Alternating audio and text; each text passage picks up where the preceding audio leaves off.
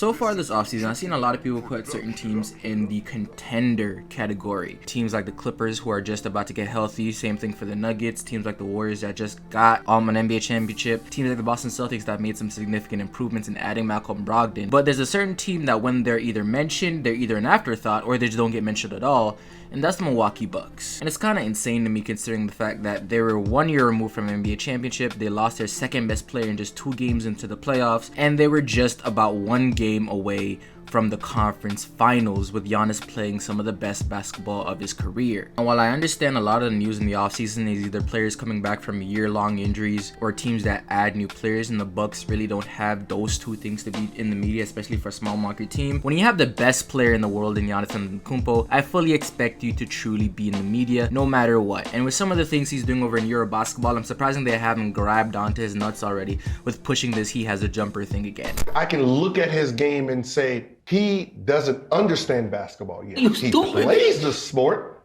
He won a championship. Cool. He doesn't really understand how to be great. So today I'm going to take some time to remind some people of just how good the Bucks is and why Giannis could probably be holding his second championship and second finals MVP next season if things go right.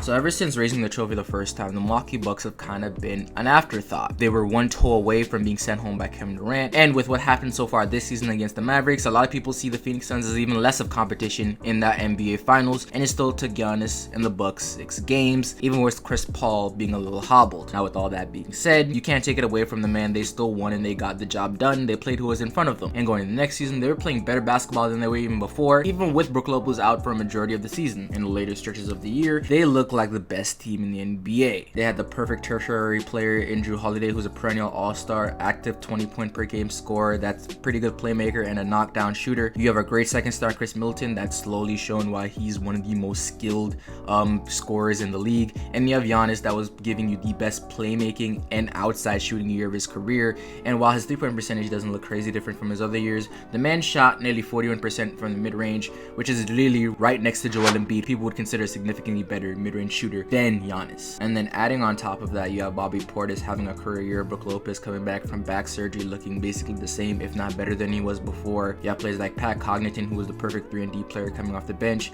This Milwaukee Bucks team just had every single chamber filled, and we could expect them to be the championship winners this season, even if they went against the Warriors. But fate didn't want that. Chris Middleton got an MCL injury, and now the team got knocked out in the second round versus the Boston Celtics in the Game 7. And let's just face it here, if they had Chris Middleton, they would have made it back to the NBA Finals. I don't think the Miami Heat would have been able to stop them. The Boston Celtics, if Chris Middleton was there, would have lost that series in 5. And while injuries are normally part of who wins and loses, and sometimes you just got to take it to the chin, I think we all seem to forget that this Milwaukee Bucks team has always been relatively healthy. This season is a clear anomaly in that situation. Normally they have everybody healthy for the playoffs, but they didn't have Brook Lopez for majority of the season, and then they didn't have Chris Middleton for majority of the playoffs. So going into next season, I don't think you can really rely on them getting injured again. If you're any other team in the NBA, you're gonna have to face a fully healthy Milwaukee Bucks team, because they do a good job of load managing players, even with their minutes. A lot of people have been going at Matt Budenholzer for holding Giannis back and only having him out there for 32 minutes at a time,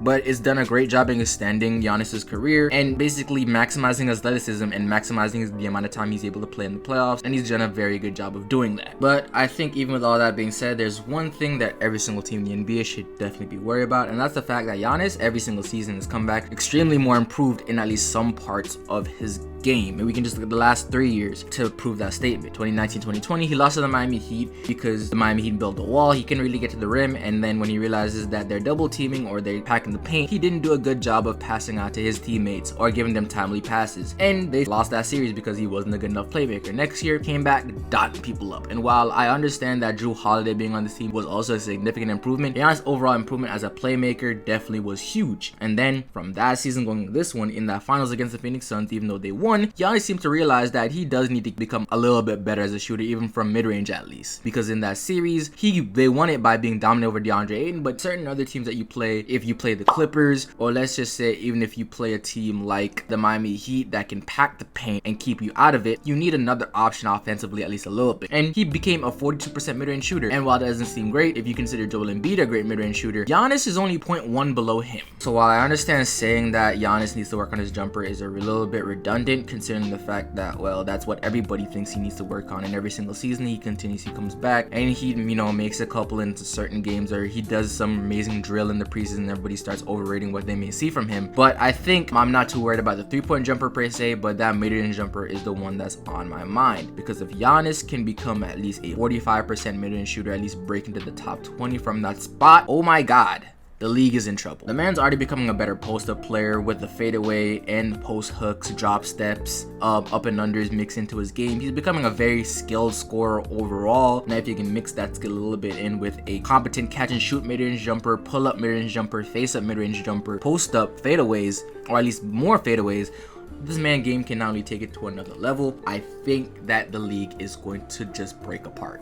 Because at that point, there's literally nothing anyone can do to stop him. How are you going to stop a 6'11 guy that can run like a gazelle, jump 44 inches in the air, and shoot from any spot on the floor in mid-range and can hit a 3 at least? There's literally nothing else anybody can do, and I think that next year, Giannis will not only take a jump in that mid-range jumper spot, but overall, this Milwaukee Bucks team will come back just as good as they were the year before with an improved Giannis and truly take this league like he was supposed to. He already has the crown as the best player in the NBA in my eyes. And I think finally this is going to be where he enters his league domination arc. Statistically, he's been dominating the league. He's made the conference finals before, but I think this is the time where he's going to come back healthy and this Milwaukee Bucks team healthy. You're going to see him for the next 5 to 7 years consistently in the conference, the NBA finals, and he may win a couple of those championships. I can say by the time Giannis is probably 33 to 34, if this Milwaukee Bucks team knows how to retool a little bit with some of the older pieces around like Brook Lopez, like Chris Middleton that's getting up there in age, I definitely think you can see this Milwaukee Bucks team winning at least another 2 NBA championships. Now, with all that being said, let me know what you guys think in the comment section down below. Do you think this Milwaukee Bucks team is fully on their way to becoming a dominant force in this league, or do you think that one championship is just how it is and that they need to do either some significant retooling to actually get better again? I'm on the side that they have all that they need for right now. I still think they're one of the best teams, if not the best team in the NBA. They just got hit by a slur of injuries last year that just isn't normal for them specifically. So with all that being said, this is FLB. That's my time, and I'm out.